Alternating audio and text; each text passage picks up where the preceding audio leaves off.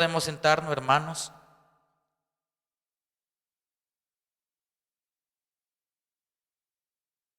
Es una porción bastante conocida en el Evangelio de Marcos. Y quiero hablarle un poquito del Evangelio, de este libro maravilloso, que cronológicamente en los Evangelios están de segundo. Usted puede ver que primero es Mateo, Marcos, Lucas y Juan. Pero el hecho de que esté en ese orden no quiere decir que cronológicamente sea escrito así. Por lo general dicen que Marcos es el primer evangelio que se escribió y fue contado, se puede decir, por Pedro a este discípulo que era Juan Marcos, con el que caminó, viajó. Es el discípulo del incidente, no sé si usted acuerda, un incidente que tuvo Pablo con Bernabé y tuvieron un problema en un viaje. Este es Marcos, también este Marcos es el que prestó el aposento alto para aquella vez que el Señor convocó a sus discípulos para hacer la cena del Señor. Entonces, es un evangelio muy vertiginoso, porque cuando usted lo ve o lo estudia, se da cuenta que empieza a hablar muy tremendo de los milagros, ¿no? Él no se detiene tanto en las parábolas, pero los milagros. Cuando usted quiera estudiar, o sea, un evangelio de acción, no que los otros no los tengan, pero Marcos empieza hablando, se acciona y empieza hablando de milagros, de señales. Es tremendo el evangelio, como todos. Entonces vemos que hablan de que Marcos es el discípulo intérprete de Pedro. Pedro de primera vista vio todo lo que aquí se cuenta y le comentó, y Marcos fue anotando. Eso es lo que le puedo decir con respecto al evangelio. Entonces en el orden sería primero. Ahora, ¿qué otra cosa quiero hoy enseñarle acerca del evangelio? Bueno, ya introducimos. Y yo quiero entrar leyendo que en el versículo 2, ahí ya en el texto podemos leer en Marcos 2, 2, 10, dice que habiendo entrado de nuevo en Capernaum, varios días después se oyó que estaba en casa. Entonces vamos expositivamente a explicar este pasaje, ¿sí? Dice, si alcanzamos a leer ahí, ya está ahí. Dice, y se reunieron muchos, tantos que ya no había lugar ni aún a la puerta, y él les exponía la palabra. Entonces, ¿qué hacía el Señor cuando llegó a Capernaum? Les enseñaba, les exponía la palabra.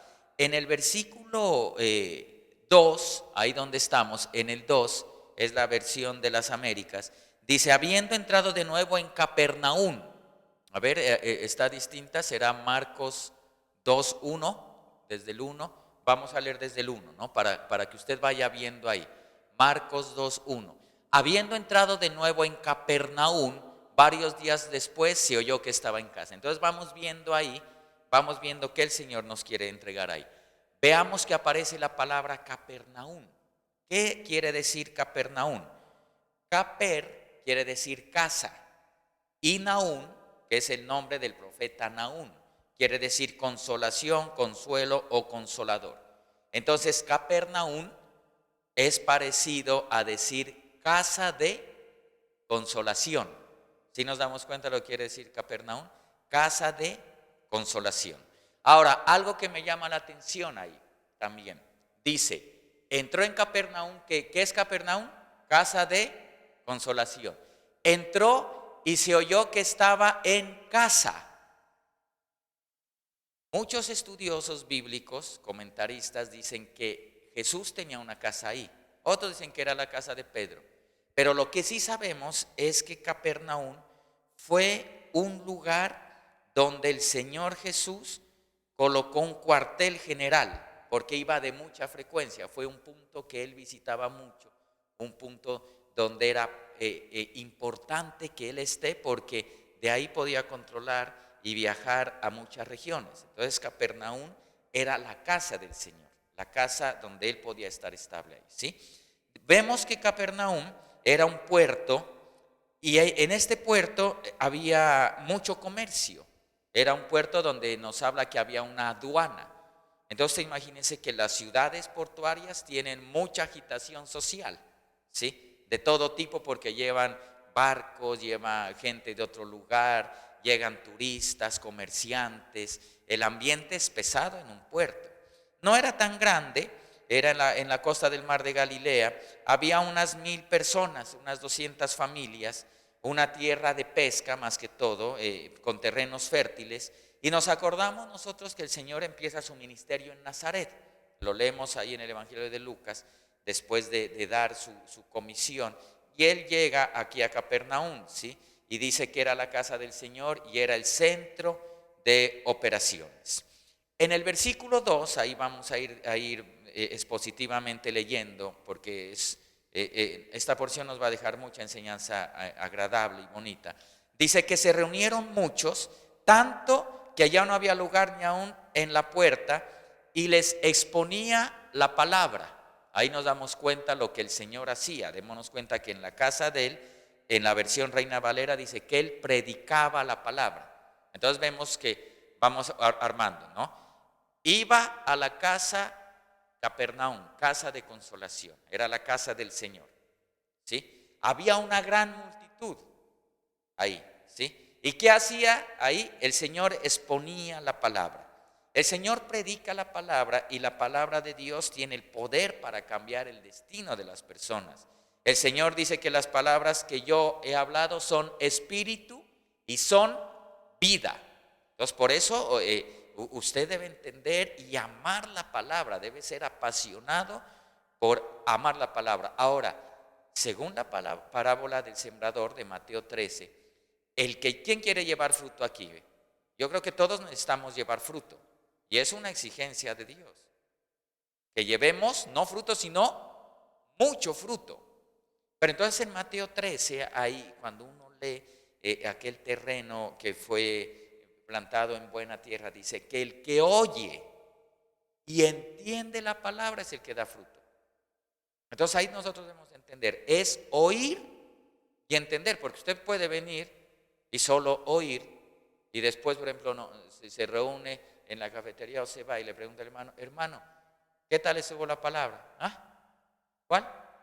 ¿Qué dijo el pastor? ¿Qué enseñaron? Nada. Y le puedo decir claramente que el enemigo desde ahí ya le está robando la palabra. ¿Sí? Por eso hemos enseñado y ellos nos dicen a nosotros, es bueno anotar, porque nosotros venimos a la iglesia verdaderamente a aprender lo que hablábamos con los servidores, aprender. El que oye y entiende la palabra es el que da fruto. Entonces el Señor vemos que les exponía la palabra, les enseñaba la palabra. En el versículo 3 vamos a ir siguiendo ahí. Dice, entonces vinieron a traerle un paralítico llevado entre 4. Es una historia bien conocida, pero hay muchas verdades aquí, muchas luces que el Señor nos da.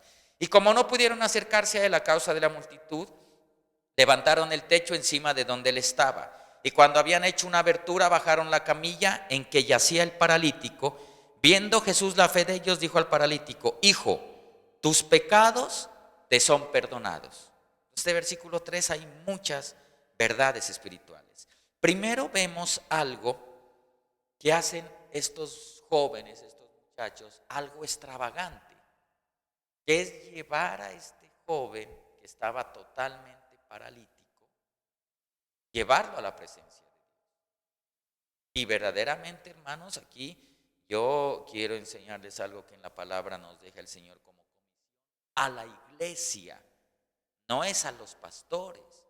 Id y haced discípulos. Y démonos cuenta aquí, pongámonos atención, hermanos, porque estos verdaderamente son fuera de serie.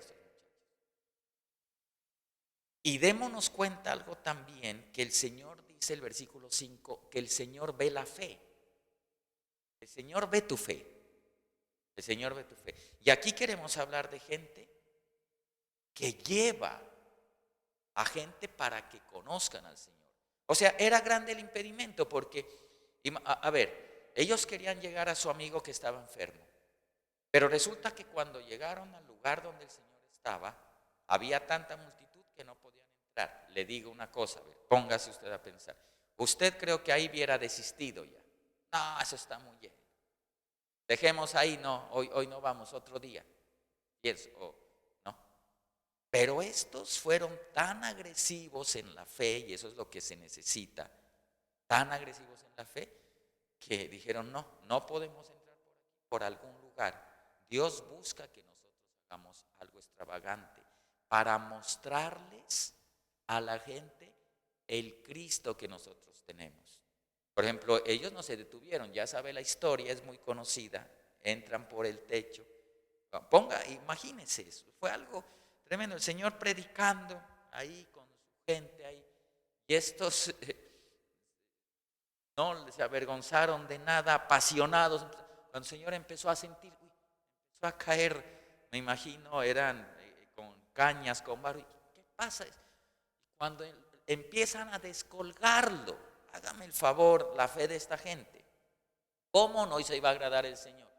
Lo amarran en una forma, una camilla rústica, me imagino. Imagínense, era alto.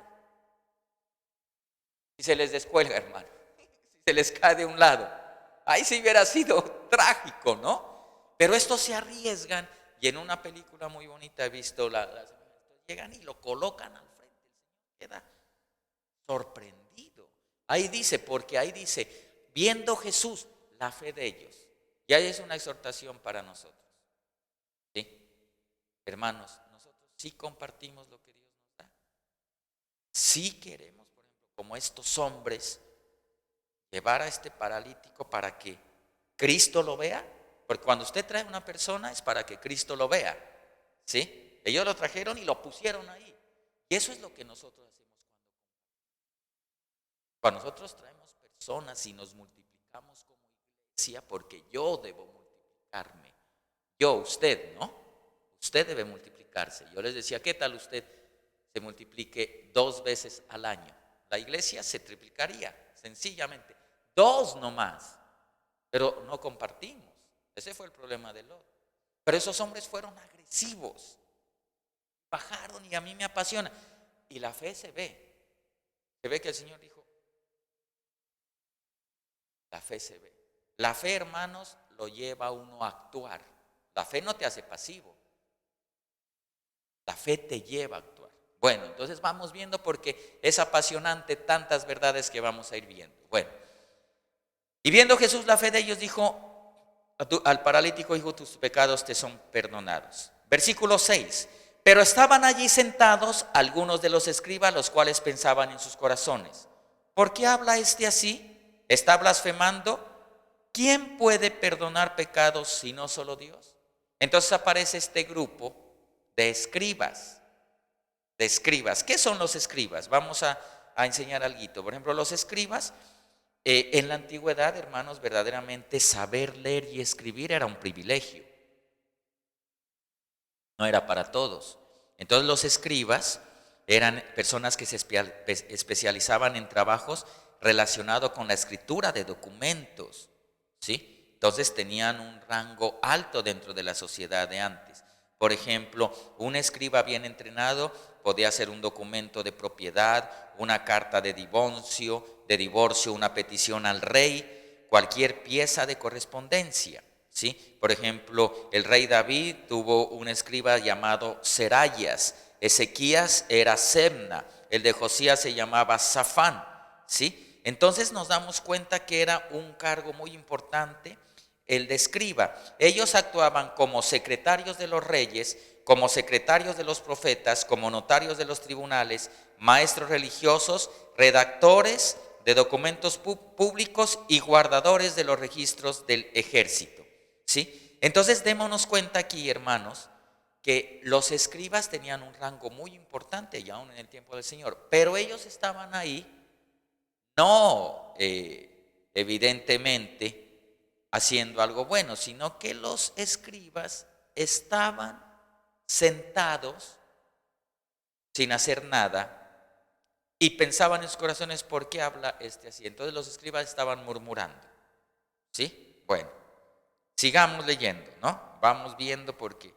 Ahora, la casa estaba abarrotada, mucha gente. Le estoy dando la introducción, no he empezado, solo la introducción. La casa estaba abarrotada, había gente de pie. Los escribas no se atrevían a decir nada, no hablaban, ¿sí? La iglesia es la casa de Jesús, Capernaum, casa de consolación. La iglesia es casa del Señor, columna y baluarte de la verdad. Esa es la iglesia donde estamos nosotros. Ahora, en la iglesia, hermanos, hay mucha clase de gente. Todo tipo de gente entra a la iglesia. ¿Sí? Todo tipo. Esto es como el arca del pacto. El arca, perdón, de Noé. ¿Usted se acuerda del arca? En el arca, por ejemplo, vemos nosotros. ¿Cuántos se salvaron, hermanos? ¿Usted se acuerda? 8 nomás, ¿no? Pero entró una cantidad de animales. Usted sí se acuerda, ¿no? Si ha leído. Dice que de cada especie una parte. Entonces, por ejemplo, imagínense que entró el pavo real. Pavo real, algo elegante, o un animal como un jaguar, algo pues bien sofisticado. Pero también entraron, por ejemplo, los chimpancés, entraron los cerditos. Estos animales, los más pulcros, tenían que, ¡ay! Los cerdos. No, me bajo del arca. ¿Usted cree que eso hacían los animales? Entonces, no se me va a ofender. Pero en el arca, que es tipo de la iglesia, alcanzamos todo tipo de animales. Porque usted nos incomoda, ¿no? Usted nos incomoda. El problema es que nosotros nos creemos, yo soy pavo, tú eres cerdo, no me junto con tú eres cerdo. Entonces, no, todos tenemos características. Porque si usted no asume eso, y eso es lo que le quiero enseñar, la diversidad de personas que hay en la iglesia. Ya vamos a ver, ahí donde vamos ya van 4 grupos, ya los vamos a descubrir. Ahí donde vamos ya hay 4 grupos de personas, ahí donde vamos leyendo. Ya se las vamos a descubrir. Entonces, en la iglesia hay mucha clase de gente, no somos santos, no somos perfectos. El arca es tipo de la iglesia. Afuera del arca hay muerte y juicio. ¿Sí es así? Noé hubo muerte y juicio, fue el diluvio. ¿Sí? Hay muerte y destrucción, solo se salvaron 8 hombres. Había muchos animales, mucha variedad. En la iglesia también hay toda clase de gente. La pregunta, a ver, usted ahí, no sé cómo haga usted, pero yo le hago esa pregunta. Si no me gusta el olor, ¿me bajo del arca? ¿Qué dice usted? Me gusta esta arca, huele feo, ¿me bajo? No se me vaya a poner bravo. Los esperamos en Colombia. ¿No será que de pronto usted provoca el mal olor del arca? Puede ser. ¿No piensa? Porque usted puede decir, no, el que huele mal es, de pronto sea yo. Puede ser. Lo que pasa, hermano, verá, ¿no? Le voy a hablar. Los malos olores, hablando, no voy a hablar de eso. Hablando espiritualmente son, por ejemplo, el orgullo, la murmuración. Por ejemplo, le hablo de uno, el orgullo. El orgullo es bien difícil de detectarlo personalmente. Usted puede decir, yo soy humilde. Tiene una falsa humildad. El orgullo. Si usted no se expone a la palabra y al poder del Espíritu Santo, usted puede, y es orgulloso, y se cree más que los hermanos, y bueno, y hay una situación. El orgullo es como el mal aliento. El mal aliento no se detecta. Por misericordia, si su esposa le dice, y usted le cree, que la esposa porque está ahí, ¿no? Y amanece y, santo, sí, dormido ahí le echa listerina y le soba porque, ay. Así es la situación. Y el orgullo no se detecta. Hay áreas que no detectamos. Por eso es que el apóstol Pablo le insiste a Timoteo, le dice, examínate a ti mismo, porque qué fácil que es hablar mal del hermano y criticar al pastor, ¿no? Y el pastor esto, ¿sí? Qué fácil, ¿no? Pero qué difícil que es examinarnos, ¿no? Es decir, no, Señor. Y el apóstol Pablo no le dice a Timoteo, mira, examina a esos pastores, examina a los hermanos. No, examínate a ti mismo. ¿Sabe qué otra cosa enseña el apóstol Pablo a Timoteo? Cuida de la doctrina, cuídate. ¿Sí me hago entender? Es con celo. Y eso obviamente uno lo puede hacer cuando está conectado con el Espíritu Santo de Dios, que es el que convence de pecado, de justicia y de juicio. Pero si no es así, entonces retomemos la pregunta. Si no me gusta el olor, ¿me bajo de la barca? Me gusta, me voy de la iglesia.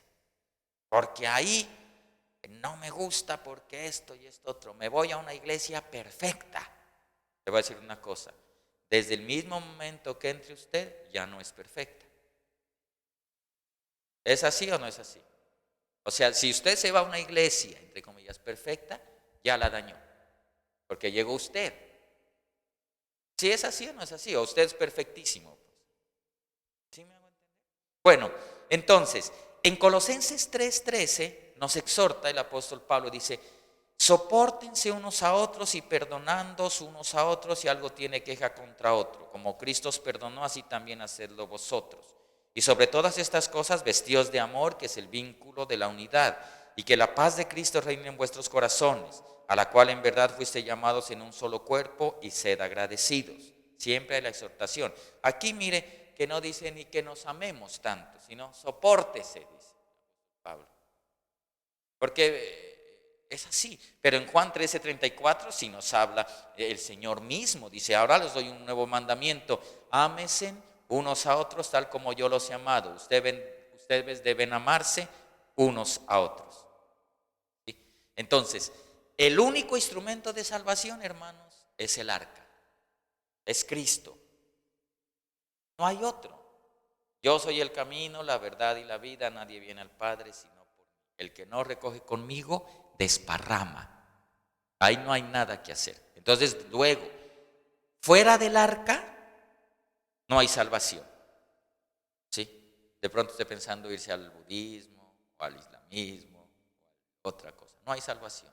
Ahí le digo. Entonces, cuidado con irse del arca. Porque el juicio es fuera del arca. Bueno, ahora, en esto que estamos viendo, en esta enseñanza, le voy a dar 5 personas, según esto que estamos viendo, que pueden ser parte de la iglesia. Y yo le voy a pedir al Espíritu Santo, y usted va a ser sincero, a ver usted en cuál grupo está. ¿En cuál grupo está de estos 5? Ahí ya los vimos, pero se los voy a ir describiendo. ¿Sí? Entonces, ya vimos, Capernaum es casa de consolación, ¿no? Es tipo de la iglesia. Cuando estuvo el Señor en la casa de él, si nos damos cuenta es la casa de él, había mucho tipo de gente. Vamos a ver qué tipos de gente. Y usted se va a identificar con alguno de estos. Veamos con cuál. Entonces, número 1, había la gente enferma, obviamente. Físicamente, viene a la iglesia gente enferma, también económicamente, también heridos, también lastimados. Viene gente enferma. Nosotros llegamos enfermos espiritualmente, de todo tipo. Entonces, el Señor, ahí no hay problema. Marcos 2:17, al oír Jesús le dijo, los que están sanos no tienen necesidad de médico, sino los que están enfermos. No he venido a llamar a justos, sino a pecadores. Es obvio, y a veces nos juzgan, ¿no? Es que esa iglesia van puros hipócritas. Sí, faltas tú. Claro, claro, porque somos, o sea, los que necesitamos verdaderamente. Por eso usted no debe asustarse, mi hermano. Bueno, yo no sé pues que si aquí en Indianápolis, pero por ejemplo, en nuestras iglesias sí, vea, vamos lo peorcito. Sí. Yo, por ejemplo, que esté aquí es pura misericordia, hermano. Pura misericordia del Señor. Yo no puedo decir yo en mi vida sin el Señor. No, hermano, no puedo contar. Eso sale en sí. Pero la gloria sea para el Señor. A Dios me rescató. Entonces la iglesia es ese lugar. Ahí dice, yo he venido, no vengo a los justos, sino a los pecadores. Por eso usted cuando le diga es que esa gente va hipócrita. Y también enfermos, también gente que no teníamos motivación para vivir. Pero el poder de Dios nos ha cambiado y nos ha quitado esos trajes harapientos que nos trajimos todos y nos ha cambiado y nos ha puesto trajes de su luz, llenos de su luz y su misericordia. Entonces, número 1, eso no nos debe asombrar. Sí, hay gente enferma. ¿Sí? Juan 6:37, el Señor dice, todo lo que el Padre me da vendrá a mí. Y al que viene a mí, de ningún modo lo echaré afuera. De ningún modo. El Señor recibe a todos y no hay que asombrarnos, hermano. Sí, porque uno, ay, acuérdese cómo llegamos. A ver, acuérdese cómo llegamos todos. Todos llegamos en unas condiciones. O a ver, dígame alguien con ministerio de querubín. ¿Alguien con ministerio de querubín? No veo alas, ¿no? Porque a veces querubines, arcángeles, no veo. Todos llegamos así. Entonces llegamos así, gente enferma. Para la gloria del Señor, Él nos ha ido sanando, nos ha ido levantando. Y en esa debilidad y por su misericordia nos ha vestido de Él, nos ha puesto sus trajes y hemos ido avanzando. Entonces por ahí no se asuste, gente enferma. No sé usted si está todavía en ese nivel. Puede que todavía estemos en procesos de sanación. Pero el poder es que el Señor ya está operando en nosotros, ya está sanando nuestras heridas. El segundo grupo, a ver en cuál está usted. El segundo grupo es los que cargan a los enfermos. Es el segundo grupo. Los 4 amigos, los que sirven. Y en ese grupo, hermano, uno como pastor, Pastor Jorge y Pastora Carolina, quisiera que toda la iglesia esté en ese grupo. Toda la iglesia cargando a los enfermos. Esos son los que evangelizan. ¿Por qué? Porque había mucha gente, ¿sí se da cuenta? Pero 4 llevaban a los enfermos. Los otros estaban sentados, otros estaban criticando. Otros estaban indiferentes, no hacían nada. ¿Se da cuenta? Eso es lo que nos relata ahí. Estaban sentados. Ahora, imagínense, yo vi unas estadísticas que, digo, Señor, ato, reprendo, reviro y de todo ahí, porque son dramáticas. Los comprometidos en las iglesias son menos del 10%. Son estadísticas de gente que hace bien las cosas. Por lo general, estadísticas las hacen aquí ministerios norteamericanos. En nuestras tierras no hay la atención a esto. 10% de gente que carga, que lleva, que evangeliza, apasionados. Gente exitosa, que ora, que ayuna, que diezma, que ofrenda, que vigila. Gente apasionada, comprometida con el reino, con el rey. Gente involucrada. Gente con espíritu de compromiso, 10%. Yo quisiera que usted esté aquí, no sé en cuál va a estar usted, ojalá, ese 10%.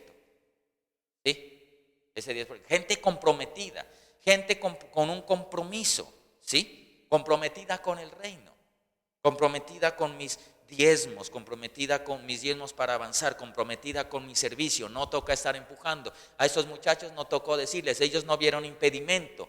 Porque yo le pongo a usted qué tal hubiera venido y no, muy lleno.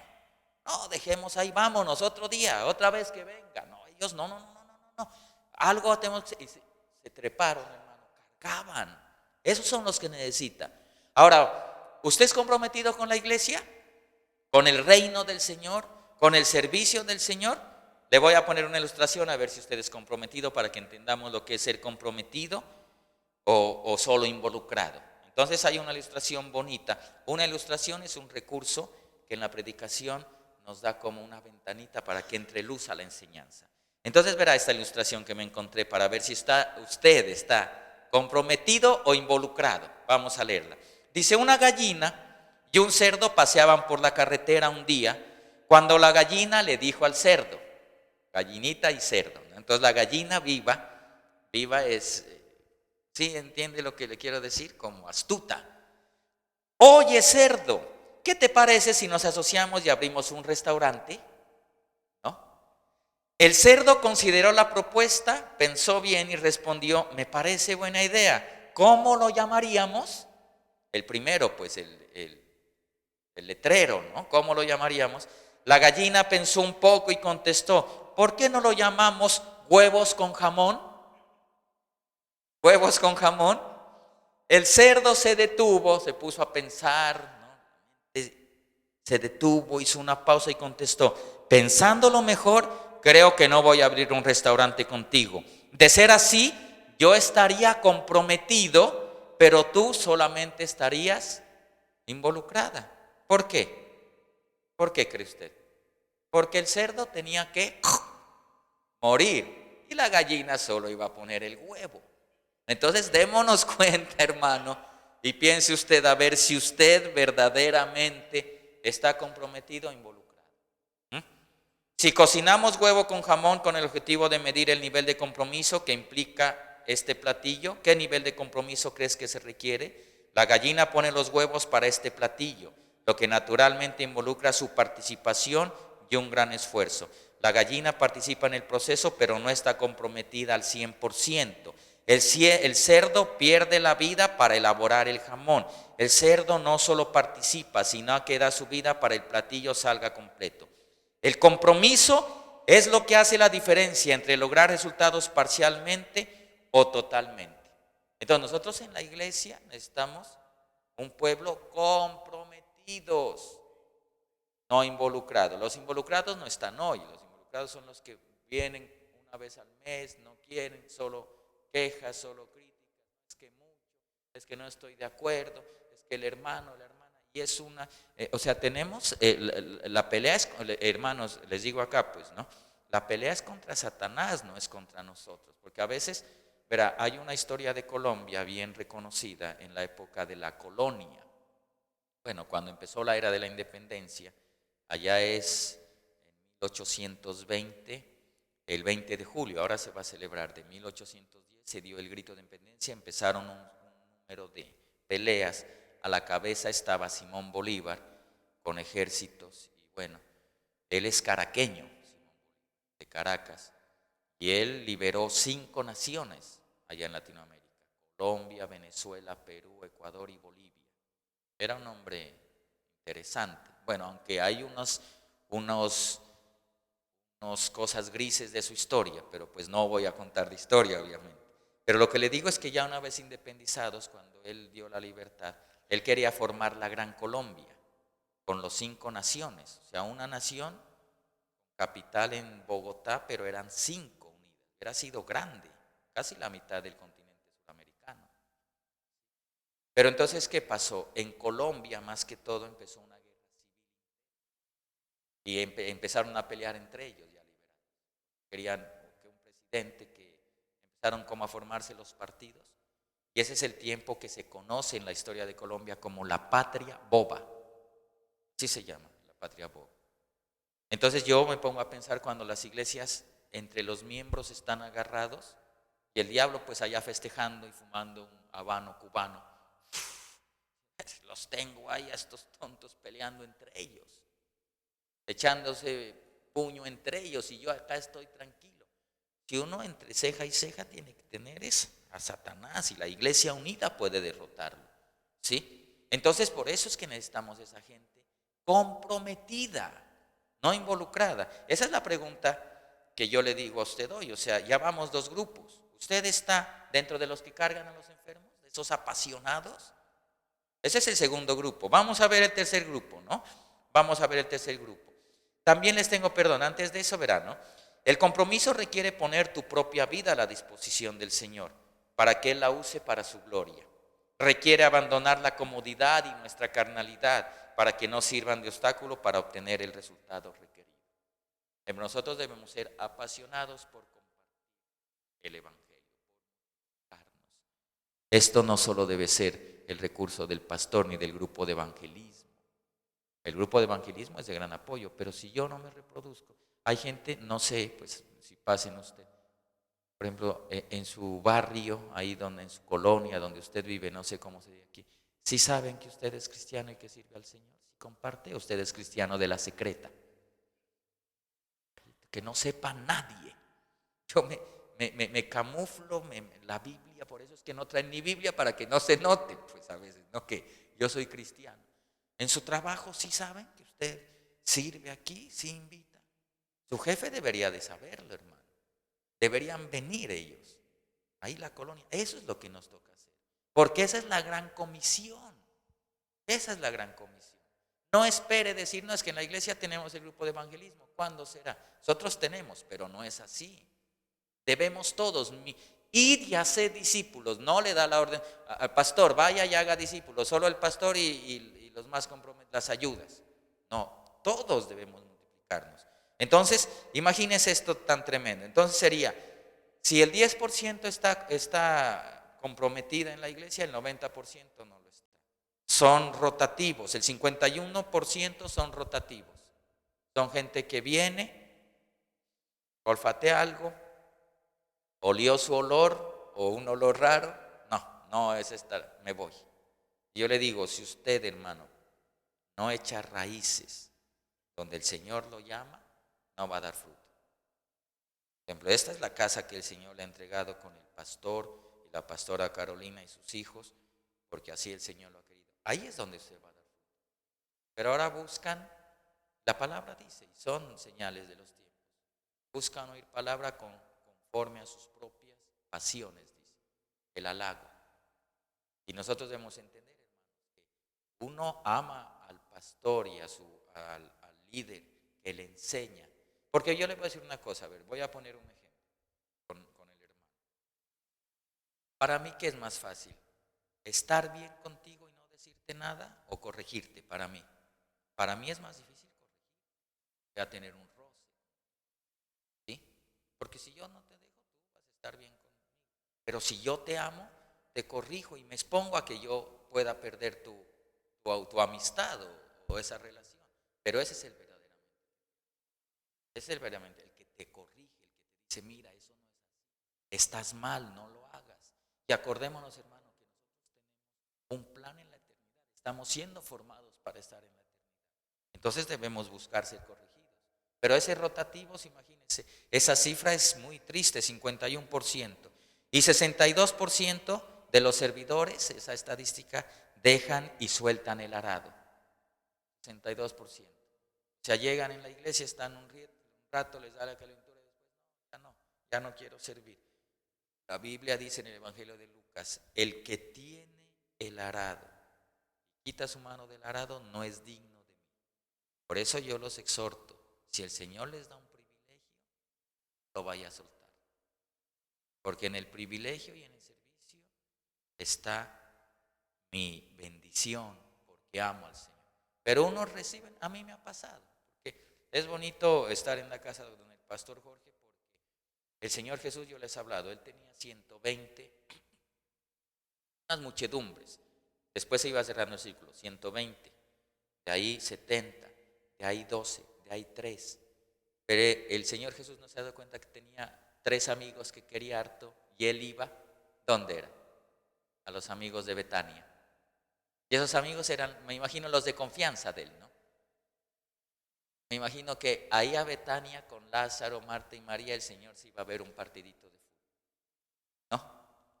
A hablar, ¿no? A decir, a esto. Era su amigo Lázaro, era su amigo. Entonces uno cuando está así habla, ¿no? Y habla de eso. Y eso nos pasa a nosotros. ¿Cuánto nos dejan tirando el arado? Y eso está mal, está malísimo. Bueno, entonces ya vamos 2 grupos. A ver, veamos, el primero era los enfermos, segundo los que cargan. Queremos estar en el segundo ahí. Bueno, ahora sí, en este grupo, no sé si aquí hay de estos, los que critican y murmuradores, otro grupo de la iglesia. Entonces dice ahí, usted se acuerda que estaban los escribas. ¿Qué salió? Eso está ahí en donde estamos, Marcos capítulo 2 y versículo, a ver, déjeme aquí, le busco, 6, ¿no? Pero estaban allí sentados algunos de los escribas, los cuales pensaban en sus corazones, ¿sí? ¿Por qué habla este así? Está blasfemando. ¿Quién puede perdonar pecados sino solo Dios? Entonces, estos, también hay este grupo en la iglesia, en la casa del Señor, en la casa de consolación. Estos escribas son la gente murmuradora, los que critican. Allá en mis tierras dicen, ni rajan ni prestan el hacha. Acá también dicen así, ni rajan ni prestan el hacha. ¿No entienden bien la frase? O sea, a una persona que tenga un tronco, ¿no? Entonces necesitamos cortar el tronco para echar leña porque está frío aquí cuando cae nieve. Y usted le va y le, présteme el hacha, no. Pero entonces raje la leña, tampoco. Nada. Pero eso sí murmuran y dañan y están diciendo y no están de acuerdo, pero lo triste y con respeto, aquí no hacen nada. No hacen nada. Nada. Tito 3:9, por eso Tito 3:9 y en esta nueva traducción viviente, un lenguaje muy actual, dice, no te metas en discusiones necias sobre listas de linajes espirituales o en riñas y peleas acerca de la obediencia a las leyes judías. Todo esto es inútil y una pérdida de tiempo. ¿Se da cuenta? No se meta en discusiones necias. no se meta, ¿sí? Proverbios 26:20, el fuego se apaga cuando falta madera y las peleas se acaban cuando termine el chisme. ¿Se da cuenta? Esos proverbios son, ¿no? Ese es Salomón. El fuego se apaga cuando falta madera y las peleas se acaban cuando termine el chisme. De pronto ahí esas versiones hablan un poco distinto, pero yo traje estas versiones. Levítico 19:16, versión Reina Valera, dice: no andarás chismeando entre tu pueblo, no atentarás contra la vida de tu prójimo, yo Jehová. Es un mandamiento, no andarás chismeando. ¿Se da cuenta? Aquí pues gracias a Dios no hay ese problema, pero allá me ha tocado enseñar esto porque terrible, los colombianos hablamos mucho. Bueno, entonces ya vamos 3 grupos. ¿Cuáles eran? A ver, ayúdeme. Primero, gente enferma. Segundo, los que cargan a los enfermos. Tercero, los murmuradores. ¿Ya va detectando usted en qué grupo está? ¿En ninguno de esos? Bueno, veamos este. Número 4, los indiferentes. ¿Se da cuenta que los escribas estaban orando y otros estaban sentados? Eso sí es. Diferentes, nada, lo mismo que esto, rajan y prestan el hacha. Sentados, no les duele nada, no se, cae la presencia de Dios. Todos tocados, llorando y todo. Nada. Indiferentes, eso hay, los indiferentes. Y estos son los que no se apasionan por nada, los tibios, la tibieza espiritual. Apocalipsis 3, 15 y 16. Yo conozco tus obras, que ni eres frío ni caliente. Ojalá fueras frío o caliente. Así pues que eres tibio y no frío ni caliente, te vomitaré de mi boca. Eso es lo que yo creo que es el grupo más feo. Diferentes, ¿no? El Señor empieza a hacer cosas, no se alegran por los logros de la iglesia, por la gente, ¿no? Viene gente. Por ejemplo, ustedes tienen una bendición maravillosa. Imagínense ahora viene el apóstol con la pastora Marta, con presbíteros, viene ese grupo que se viene fuego, la indiferencia, ¿no? O sea, esa bendición que tiene el templo, los pastores con llamado grande. Entonces es algo que no hay que ser sensible a las cosas que el Señor nos entrega. Pero hay gente, pues obviamente que hoy no vinieron, bien indiferentes, nada, no se alegran de nada. Se fue el hermanito, ni se inmutaron, ¿no? Nunca. ¿Qué pasa con el hermano? A ver, llamémoslo, ¿qué problema está? Diferentes. Ese es otro grupo que hay ahí. Y otro grupo es la gente sanada. Ahí son 5 grupos. El Señor de la vida sana el alma y el corazón. El propósito del Señor es dar esperanza, hermanos. ¿Sí? El enfermo entró por el techo y salió sano por la puerta. Algo pasa cuando el Señor entra a la casa. La gente sanada, hemos sido sanadas por la presencia de Dios. Hemos sido sanados, el Señor nos ha levantado.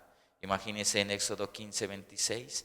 Dice: y dijo: si escuchas atentamente la voz del Señor tu Dios, y haces lo que es recto ante tus ojos, y escuchas sus mandamientos, y guardas todos sus estatutos, no te enviaré ninguna de las enfermedades que envié sobre los egipcios, porque yo soy el Señor tu sanador.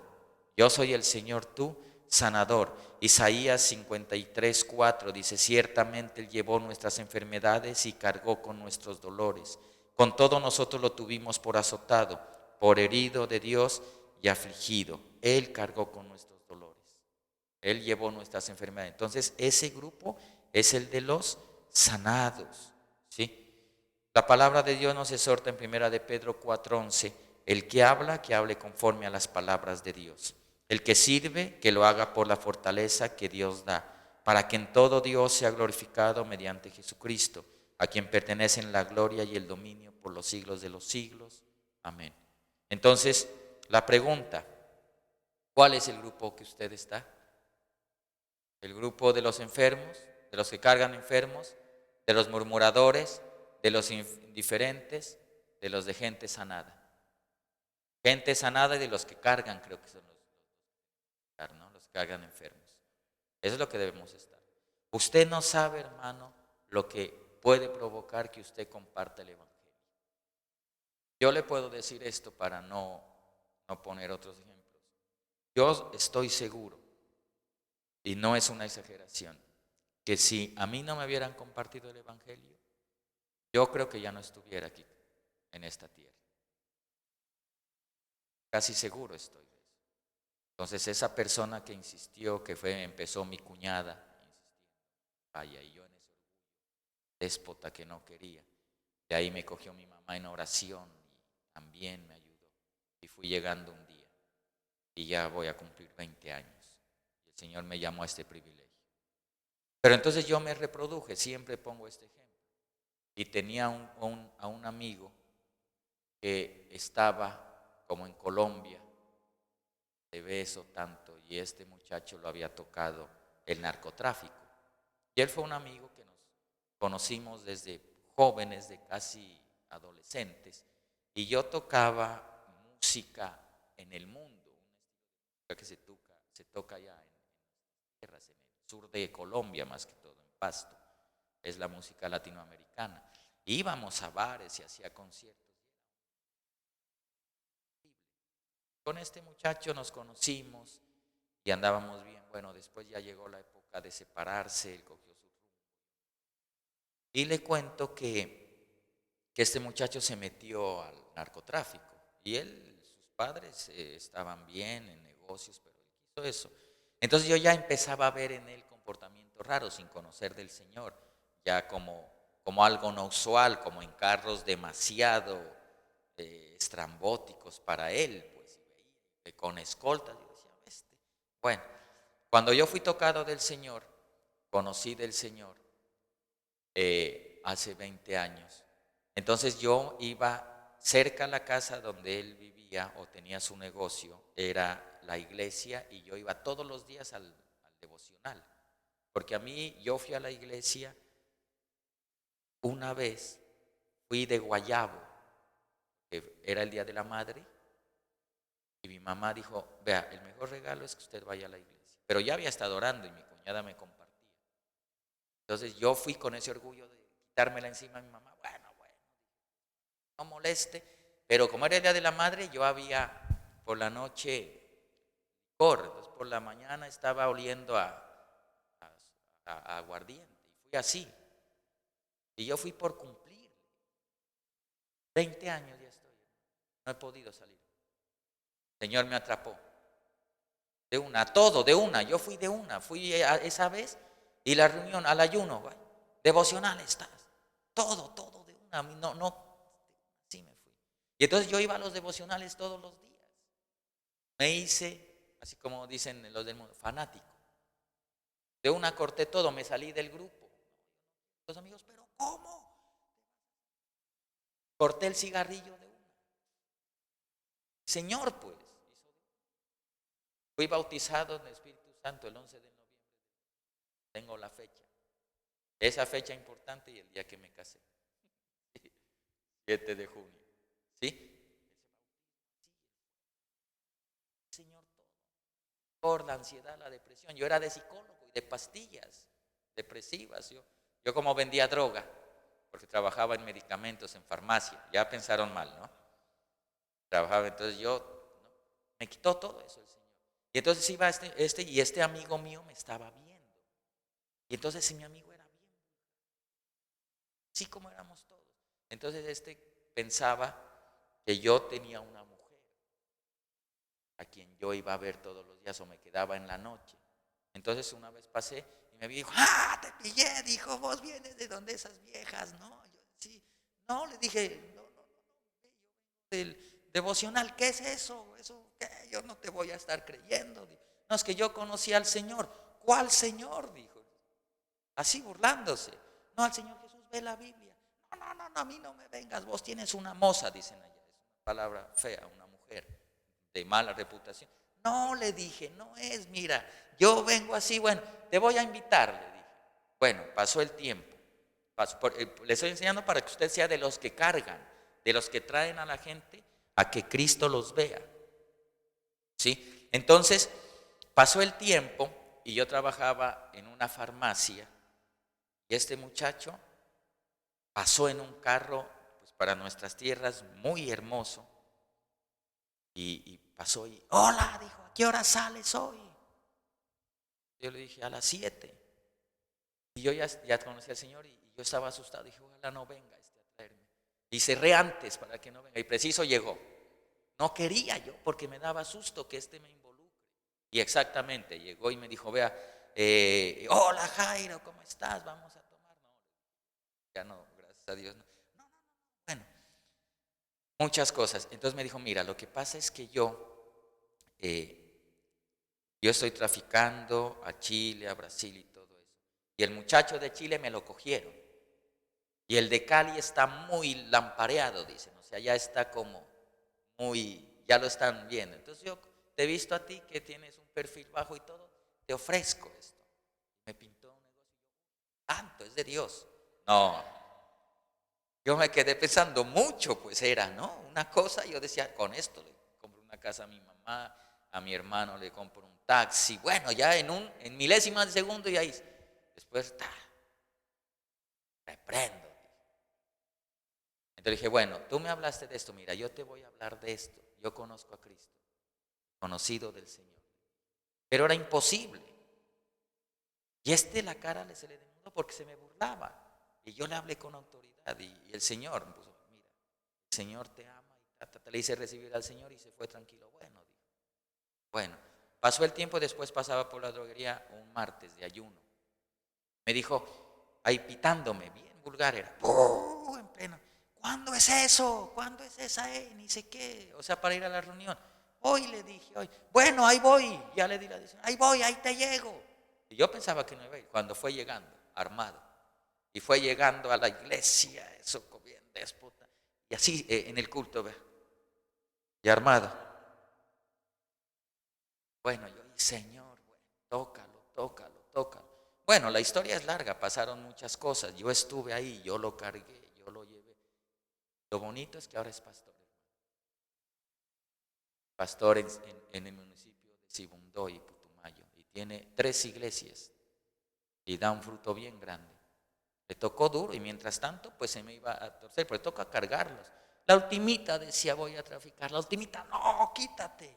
Después lo iban a matar, porque eso no se puede ir dejando, ¿no? Entonces yo ¿qué hago? Una vez me llegó, imagínese, dijo, me quieren matar, ¿qué hago? Yo, oremos, venía a ver la armadura de Dios, pues yo la armadura, le enseñé la armadura, ese muchacho fue a entregar el revólver, le entregó a la mamá, andaba con el chaleco antibalas, llegó y me acuerdo, venía, acompáñame, dijo, y cogió el chaleco y lo tiró ahí a un celador le dijo, tenga, le regalo eso, yo voy a creerle al Señor, lo dejaron libre, a los de los empezaron a acabar, y a él ahí está. Entonces, ¿por qué le comparto eso? Porque usted debe ser de los que cargan en la iglesia. Porque imagínese, a mí, mi cuñada que me insistió y mi mamá que oró por mí, el Señor me salvó y me tiene con el privilegio de poder llevar el Evangelio. Es lo máximo, para mí es lo máximo. Yo he predicado en todo ello. O sea, en todo ello me refiero a iglesias grandes, a municipios pequeños. El pastor conoce donde yo estuve, en Maco, en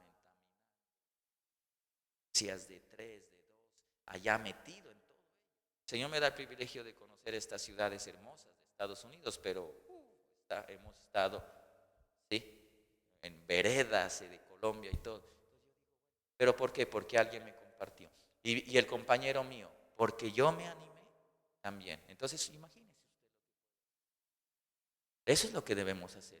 Pero si usted cierra la boca y no testifica de Cristo, ¿a cuántos puede usted compartirle? ¿Cuántas muchas miembros pueden estar queriendo abortarse, ¿sí?, confundidos, y usted tiene la palabra y no la da? Entonces, por eso es que esa es la iglesia, casa de consolación, que aquí tiene Capernaum. Yo cuando hice la enseñanza, casa de consolación. Esa es la iglesia. Entonces, ya acabamos. Dentro de los 5 grupos, ¿dónde está usted? ¿Sí? Ahí tiene que evaluar. Debemos estar de la gente sanada y de los que cargan, ¿no? No de esos indiferentes, ni esos murmuradores, ni esos todavía enfermos que viven hablando así. Esos apasionados por las cosas del Señor. Tienen la obra grande, está bonita, hay tantas cosas hermosas aquí, este templo hermoso, muchas cosas les entregan la alabanza y recursos. Puesta la mirada en el Señor. Es lo que debemos hacer. Entonces vamos a orar, pues. para que el Señor siga utilizando nuestras vidas. Y le pidamos al Señor que seamos verdaderamente esos instrumentos que Él ha delegado. Oremos un momento y digámosle: Padre Dios, tú eres un Dios bueno y poderoso, Señor. A ti te damos la gloria y la honra, Señor. Gracias por este privilegio, que es para príncipes, Señor, porque tú has hecho un real sacerdocio, pueblo santo, una nación santa, para que anunciemos las virtudes de aquel que nos llamó de las tinieblas a su luz admirable. Tenemos que anunciar esas verdades, esa misericordia con que el Señor nos tocó a nosotros, con que nos amó, Señor, estando muertos en nuestros delitos y pecados, con hogares destruidos, pero tú has sido nuestro papá, sin ánimos de vivir, pero ahora, oh, cuánto ánimo, Señor, que has inyectado, cuánta vida, Señor, nos das. Gracias, Señor, gracias por ese favor inmerecido. Gracias por tu amor, gracias por esta iglesia, Señor. Gracias por cada persona que hoy viene, Señor. Gracias por esta casa de consolación, Capernaum, bendito Dios. Te damos la gloria por la obra, Señor, que estás haciendo aquí, bendito Padre, en esta ciudad, bendito Dios, por esta iglesia, Señor, que estás así levantando con fuerza en Indianápolis, Señor, por este remanente, bendito Dios. Gracias por tu amor, Señor. Tus piedades y tus misericordias son perpetuas. Te damos la gloria, Señor. La gloria solo es tuya. Ayúdanos.